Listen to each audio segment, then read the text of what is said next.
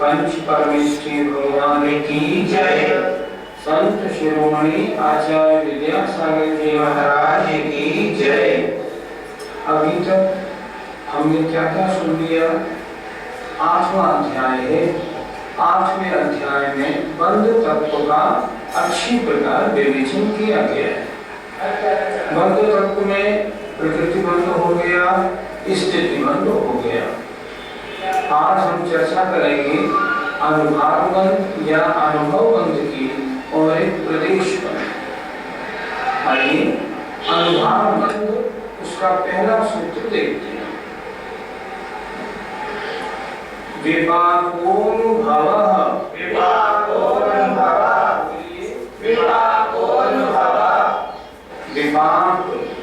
विपाक माने कर्म का पक कर, अर्थात अपना समय आने पर द्रव्य क्षेत्र काल भाव के अनुसार फल देना, उसका नाम है विपाक।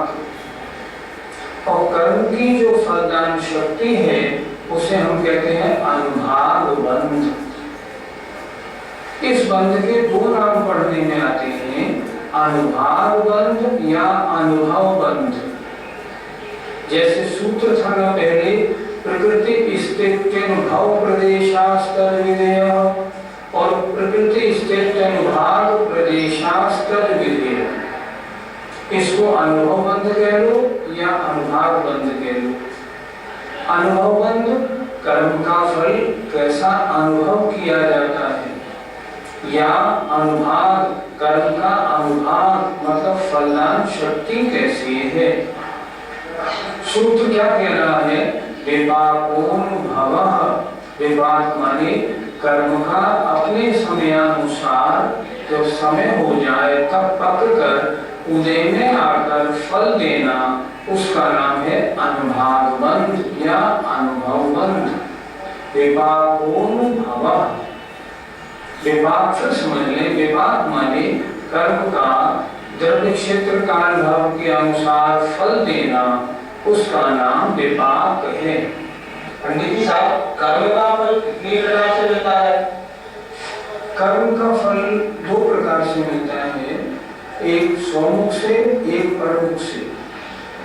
कोई कर्म अगर स्वमुख से उदय में आए, मान लो असाता वेदनी है, असाता वेदनी स्वमुख से उदय में आए और उदय में कारण बने तो स्वमुख। यदि असाता वेदनी द्रव्य क्षेत्र काल भाव के अनुसार परमुख से उदय में आए तो परमुख। दो तरह से इसका फल मिलता है। उदाहरण से समझिए, मान लीजिए किसी जीव के शरीर में वेदना है, असाता वेदनी का उदय है तो असाता वेदनी का स्वमुख उदय चल रहा है। मान लो वो आगे बढ़ के और किसी संशरण में प्रवेश कर लेता है तो क्या होगा? वो असाता वेदनी अब साता वेदनी रूप फल देने लगेगी। तो असाता वेदनी का असाता वेदनी रूप फल देना स्वमुख उदय है और असाता वेदनी का कन्वर्ट होके साता रूप फल देने लगा, इसका नाम परमुख उदय है। तो कर्मों का उदय, कर्मों का फल दो प्रकार से होता है, कभी स्वमुख और कभी परमुख। सयथानाम माने वह कर्मों का फल या वह कर्मों का अनुभाव यथानाम अपने अपने नाम के अनुसार होता है। सूत्र बहुत सरल। स माने वह कर्मों का फल यथानाम अपने अपने नाम के अनुसार होता है। जैसे ध्यान से देखें, ज्ञानावरण, जब इसका फल होगा तो ये ज्ञान गुण को ढकेगा। ज्ञान आवरण बराबर ज्ञानावरण, इसका नाम है ज्ञान को ढकने वाला।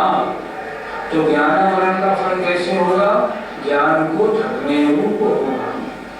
दर्शनावरण, दर्शन को ढकने रूप होगा। वेदनीय, सुख या दुख के अनुभव कराने रूप होगा। मोहनीय, आत्मा को मोहित करने वाला होगा, अर्थात मिथ्यात्व रूप परिणाम कराने वाला, सामित्व से हटाने वाला होगा और चारित्र गुण को ढकने वाला अर्थात कषाय रूप परिणाम कराने वाला होगा। मोहनी कर्म का उदय होने पर फल, आयु कर्म का फल, जब तक आयु कर्म का उदय है वह आत्मा को एक शरीर में से निकलने नहीं देगा। आयु कर्म का काम क्या था? आत्मा को निश्चित समय तक शरीर में रोके रखना उसका फल है। नाम कर्म का फल क्या है? विभिन्न प्रकार के नाम देना, ये मनुष्य है, ये पंच है, ये नारकी है, इस प्रकार के जो नाम दे शरीर के तरह तरह के, उसका काम है, उसका है नाम कर्म। गोत्र कर्म जो ऊंचे या नीचे कुल में पैदा कराए, और अंतराय जो आत्मा के सुख आदि गुणों में जो बाधा उत्पन्न करे। दान लाभ भोग और शक्ति के कार्यों में जो बाधा उत्पन्न करे उसका नाम है अंतराय कर्म। तो जैसा इनका नाम है ना, इनका फल इसी प्रकार होता है। स यथा नाम, वह कर्मों का फल अपने अपने नाम के अनुसार होता है। पंडित जी, घातिया और अघातिया कर्मों का अनुभाव कितने प्रकार का होता है? घातिया कर्मों का अनुभाव 4 प्रकार का होता है। शरीर, अस्थि, दारू और लता। इन चारों में जो सख्ती है, हार्डनेस है, उत्तरोत्तर कम है। जैसे सबसे बड़ा शरीर पत्थर, उससे मुलायम अस्थि माने हड्डी, उससे मुलायम दारू माने लकड़ी, उससे मुलायम फिर होती है वेद माने लता। अर्थात क्या हुआ? जो घातिया कर्म सबसे कड़ा फल देते हैं उनके फल को हम कहते हैं शरीर रूप पत्थर जैसा। जो उससे मुलायम देते हैं उन्हें हम कहते हैं अस्थि रूप। जो उससे भी हल्का फल देते हैं उसे हम कहते हैं दारू रूप। और जो सबसे हल्का फल देते हैं उन्हें हम कहते हैं लता रूप। घातिया कर्मों का अनुभाव 4 प्रकार का। अघातिया कर्म 2 प्रकार के होते हैं, एक पुण्य रूप और एक पाप रूप। जो पाप रूप होते हैं उन पाप रूप कर्मों का फल 4 प्रकार का होता है। नीम, कांजीर, विष और हलाहल। नीम माने नीम का पेड़, नीम जैसे कड़वा होता है ऐसा कड़वा फल, सबसे कम फल। इससे ज्यादा कड़वी होती है कांजीर, तो नीम से भी ज्यादा कड़वी होती है। तो जिन पाप कर्मों का फल और ज्यादा खराब हो, इससे भी ज्यादा कड़वा होता है विष माने जहर, और सबसे ज्यादा कड़वा होता है हलाहल। तो पाप कर्मों का फल 4 प्रकार का होता है। अगर सबसे कड़ा है तो हलाहल, उससे हल्का है तो विष, उससे हल्का है तो कांजीर, और उससे भी हल्का है तो नीम जैसा। अब अघातिया कर्मों की जो पूर्ण प्रकृतियां हैं उनका फल भी 4 प्रकार का। उसके लिए आचार्यों ने बड़ा अच्छा उदाहरण दिया है। गुड़, खांड, शक्कर और अमृत। सबसे कम मीठा किसमें होता है? गुड़ में। उससे अधिक मीठा खांड में, उससे अधिक मीठा शक्कर में, और सबसे ज्यादा मीठा होता है अमृत में। उसी प्रकार जो पूर्ण प्रकृतियां फल देती हैं और फल सबसे कम होता है तो गुड़ जैसा, उससे अधिक फल दिया तो खांड जैसा, और अधिक फल दिया तो शक्कर जैसा, और सबसे अच्छा जो फल देती है पूर्ण प्रकृतियां उनका अनुभाग माने फलदान शक्ति को हम कहते हैं अमृत जैसा। सरल शब्दों में देखें तो हम एक बात और कह सकते हैं इसी में, फल मंद, तम और मंद, और तीव्र और तीव्रतम।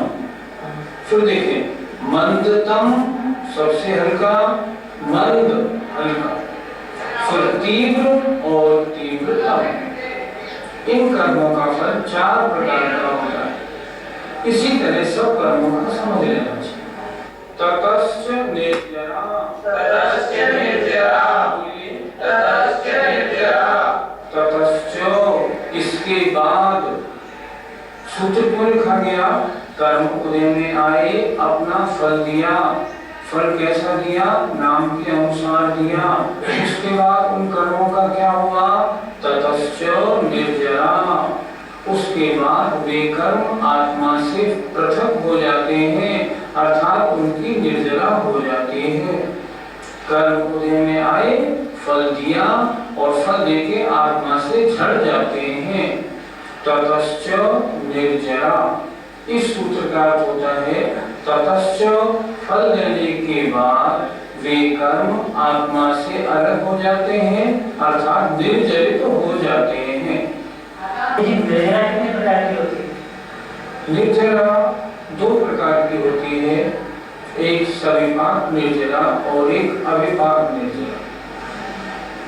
समय पर कर्म उदय में आया और फल दिया और आत्मा से अलग हो गया, ये है सविपाक निर्जरा। और एक होती है अविपाक निर्जरा, अभी कर्म का फल देने का समय नहीं आया, तपस्या आदि के द्वारा उसको पहले ही उदय में ले आए, उसका फल लिया और चढ़ा दिया, ये होती है अविपाक निर्जरा। सविपाक निर्जरा तो संसार के हर जीव की होती है, निर्जरा जीव की भी होती है, सभी जीवों की होती है। लेकिन अविपाक निर्जरा कहाँ होती है? अविपाक निर्जरा या तो सम्यक के सन्मुख जीव की होती है या सम्यक और व्रतों को धारण करने वाले जीवों की होती है। अविपाक निर्जरा कहाँ से प्रारंभ मानी जाए? क्या समय दर्शन हुए बिना कर्म निर्जरा हो सकती है? हाँ, हो सकती है, कोई आपत्ति नहीं। अविपाक निर्जरा का प्रारंभ हम कहाँ से मानेंगे? ध्यान से सुनिएगा, पहले स्थान से। आप सोचेंगे क्या मिथ्या दृष्टि की अविपाक निर्जरा होती है? सविपाक निर्जरा संसार का कारण है, अविपाक निर्जरा मोक्ष का कारण है। तो अविपाक निर्जरा मिथ्या दृष्टि की कैसे? तो आचार्य ने लिखा है, जो मिथ्या दृष्टि सम्यक प्राप्त करने के लिए आगे बढ़ रहा है, सम्यक प्राप्ति के सन्मुख है, 5 लब्धियों में से जो कर्ण लब्धि में आ गया है, उसके अधिकरण में नहीं, अपूर्व करण के प्रारंभ से, ध्यान से, अपूर्व करण के प्रारंभ से पहले ही गुरु स्थान से अविपाक निर्जरा प्रारंभ हो जाती है। अविपाक निर्जरा का प्रारंभ पहले गुरु स्थान के उस जीव से हो जाता है जो अभी सम्यक प्राप्ति में अपूर्व करण में प्रवेश कर चुका है। पूरे अपूर्वकरण और पूरे अनुवृत्तिकरण काल में उस मिथ्या दृष्टि की असंख्यात गुणी निर्जरा होती है, और जब यहाँ से वो सीधा चौथे गुरु स्थान में पहुँचता है तो चौथे और उसके बाद में फिर निर्जरा होने का अलग अलग प्रकार है, आगे बताएंगे, उससे निर्जरा होती रहती है। दूसरे गुरु स्थान और तीसरे गुरु स्थान में कोई निर्जरा अविपाक निर्जरा नहीं होती, मात्र सविपाक निर्जरा होती है। और पहले गुरु स्थान में भी अगर सम्यक के सम्मुख करण लब्धि में नहीं है, अपूर्व करण में प्रवेश नहीं किया, तो अविपाक निर्जरा नहीं होगी। यहाँ पर 2 निर्जरा के हो गए बताया आपने, एक अकाम निर्जरा भी सुनने में आती है, वो क्या होती है? अकाम निर्जरा तो संसार के मिथ्या दृष्टि, सम्यक दृष्टि सभी जीवों के हो सकती है। लिखा है ना छड़ाला में, कभी अकाम निर्जरा करे भवगत त्रिक में सुरतन धरे। अकाम निर्जरा का मतलब होता है अनायास यदि कोई कष्ट आ जाए और शांत परिणाम से सह ले तो वे अकाम निर्जरा कहलाती है। अकाम निर्जरा का मतलब कष्ट आ जाने पर शांति पूर्वक उसको सह लेना, यह अकाम निर्जरा है।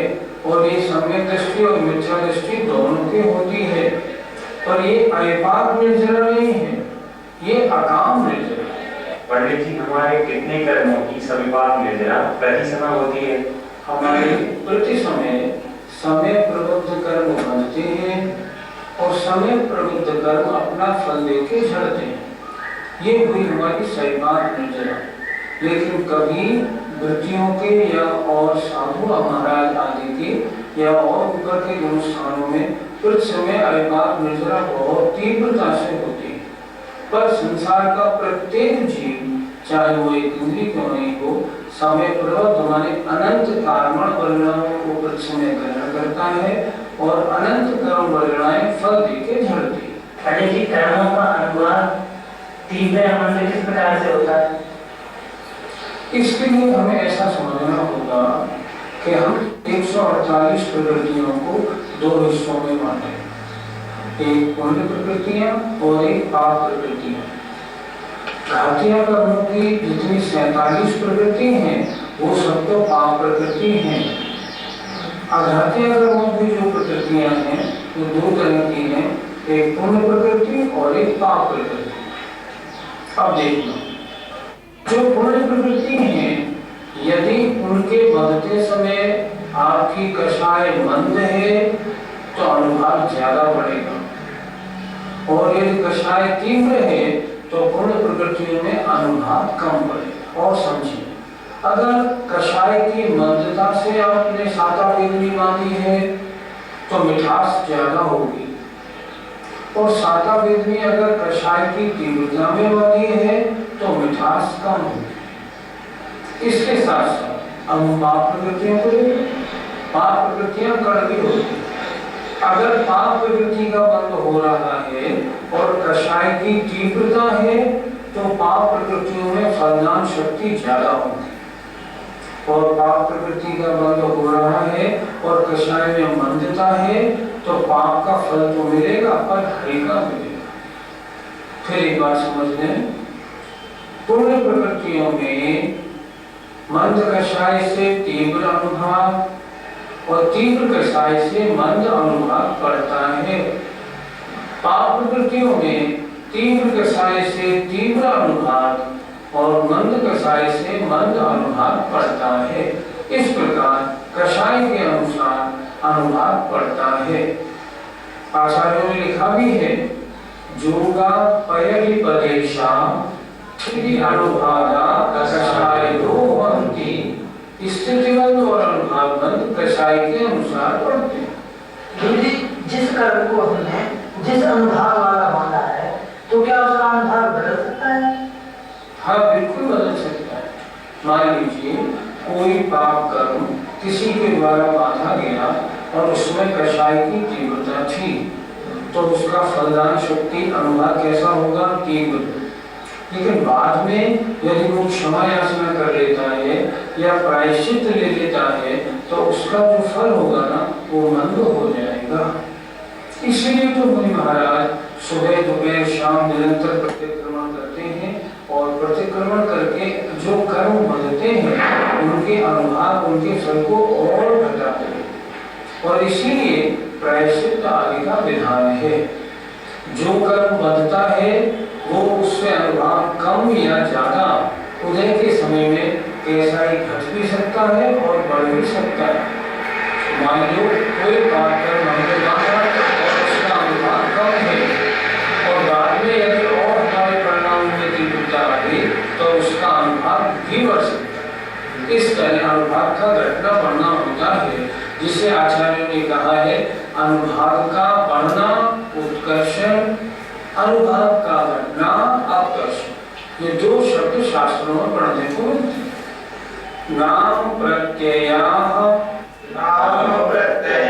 सर्वतो योग विशेषात् सूक्ष्मैक क्षेत्रावगाः स्थिताः सर्वात्म प्रदेशेषु अनंतानंत प्रदेशाः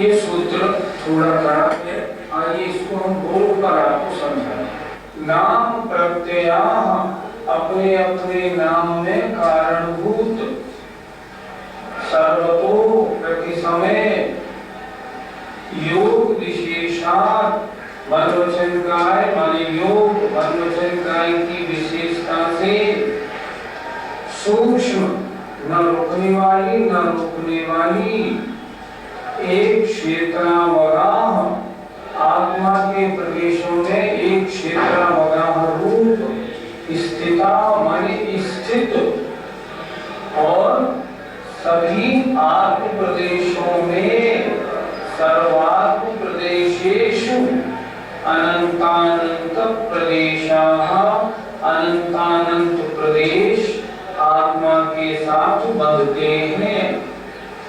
चर्चा पहले खत्म हो गई अनुभाग बंध की, अब चर्चा इस समय चल रही है प्रदेश बंध की।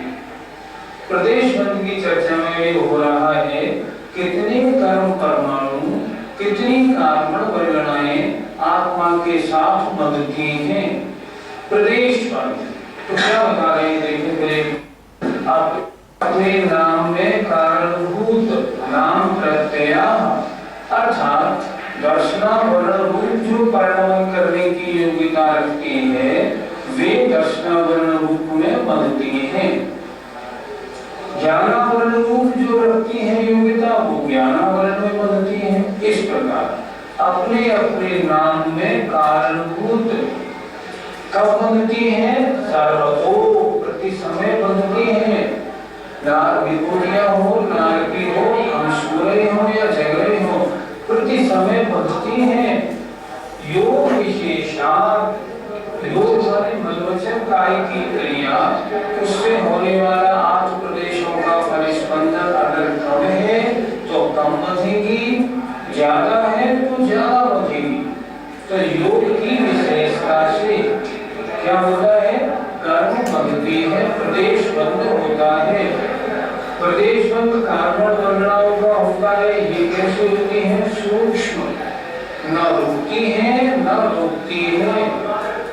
और ये कैसी होती है?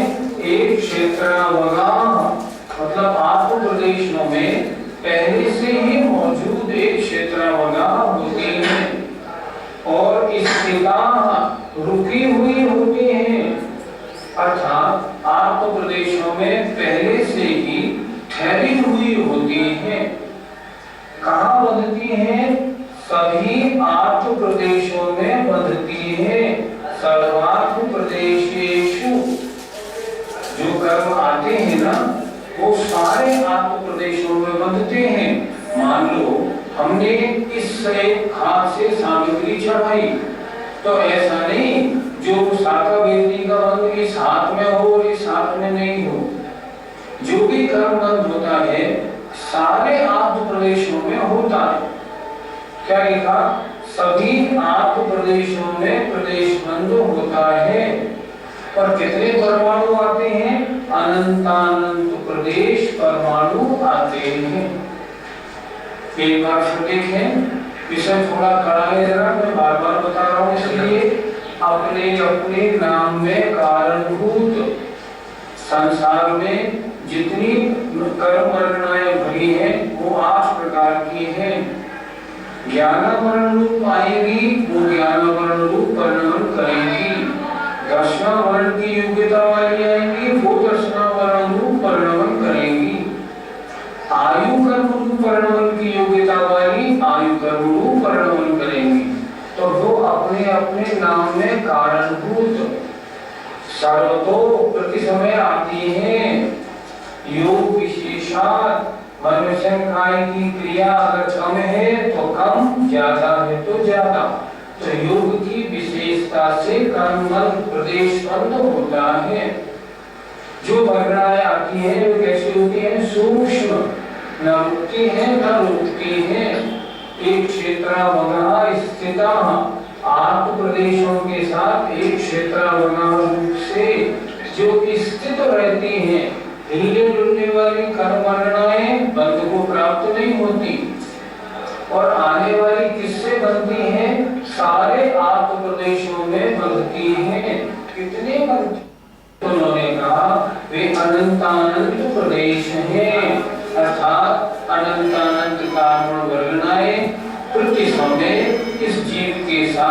को प्राप्त होती हैं। अरे जी, जो कारण वर्णाएं आती हैं उनमें किस कर्म को कितनी मिलती है? सबसे ज्यादा कार्बन वर्णाओं का शेयर मिलता है वेदनी कर्म को, क्योंकि वेदनी कर्म सबसे ज्यादा काम में आता है, सुख दुख हमेशा रहता है। उससे कम मिलती है मोहनी कर्म को। क्यों? क्योंकि मोहनी कर्म का स्थितिबंध सबसे ज्यादा है, 70 गुणा पूर्ण। उससे कम शेयर मिलता है ज्ञानावरण, दर्शनावरण और अंतराय को बराबर। क्यों? कि उनका उत्कृष्ट स्थितिबंध 30 गुणा पूर्ण सागर है। उत्कृष्ट स्थितिबंध कम होता है तो शेयर कम मिलता है। उससे कम शेयर मिलता है नाम और गोत्र को, क्योंकि उनका उत्कृष्ट स्थितिबंध 20 गुणा पूर्ण सागर है। और सबसे कम मिलता है जो कार्बन वर्णाएं आत्मा के साथ बनती हैं, सबसे ज्यादा शेयर वेदनी को, उससे कम मोहनी को, उससे कम ज्ञानावरण, दर्शनावरण और अंतराय को 1 बराबर, उससे कम नाम और गोत्र को 1 बराबर, और सबसे कम हिस्सा यदि आपका स्थान आयु का हो तो आयु कर्म को मिलता है। इस प्रकार प्रदेश बंद का बंटवारा होता है। अब प्रश्न आता है पुण्य प्रकृतियां कौन सी हैं और पाप प्रकृतियां कौन सी? सूत्र लिखने अगला, सद्वेद्य शुभायुर्नाम गोत्राणि पुण्यम। सद्वेद्य शुभायुर्नाम गोत्राणि पुण्यम। सद्वेद्य शुभायुर्नाम गोत्राणि पुण्यम। जितनी भी प्रकृतियां हैं उनमें घातिया कर्म की प्रकृतियां तो सारी की सारी पाप प्रकृतियां हैं। अब अघातिया कर्मों में सूत्र का अर्थ क्या है? सद्वेद्य अर्थात साता वेदनी, सत आयु अर्थात त्रिंचायु, मनुष्यायु, देवायु, सदनाम नाम कर्म की पुण्य प्रकृतियां, सदगोत्र अर्थात उच्च गोत्र, ये पुण्य प्रकृति हैं। अर्थात साता वेदनी, शुभ 3 आयु, त्रिंचायु, मनुष्यायु, देवायु, शुभ नाम और उच्च गोत्र, ये पुण्य प्रकृतियां हैं। अतोन्यत पापम, अतोन्यत पापम, अतोन्यत पापम, अतो अन्यत इससे अलावा पापम सब पाप प्रकृति है। अर्थात सारी घातिया कर्मों की प्रकृति पाप प्रकृति। वेदनी में असाता वेदनी, गोत्र में नीच गोत्र, आयु में नरक आयु, ये सब पाप प्रकृति है। इसके अलावा नाम कर्म में जो पाप प्रकृति है वे पाप में है, जो पुण्य की है वे पुण्य में है। जैसे मान लो गति में नरक गति और त्रिंच गति, ये दोनों की दोनों पाप प्रकृति है। मनुष्य गति, देव गति, ये पुण्य प्रकृति है। इंद्रिय जाति में पंचेंद्रिय जाति पुण्य प्रकृति है। 1 इंद्रिय, 2 इंद्रिय, 3 इंद्रिय, 4 इंद्रिय जाति, ये पाप प्रकृति है। इस तरह इनमें पुण्य और पाप प्रकृतियों का बंटवारा है। जैसे सुस्वर पुण्य प्रकृति है, दुस्वर पाप प्रकृति है। बाधक पुण्य प्रकृति है, सूक्ष्म पाप प्रकृति है। जैसे पर्याप्त पुण्य प्रकृति है, अपर्याप्त पाप प्रकृति है। जैसे तीर्थंकर प्रकृति पुण्य प्रकृति है। नाम कर्म में 2 तरह का विभाजन है। अंतिम 2 सूत्रों में क्या बताया? साता वेदनी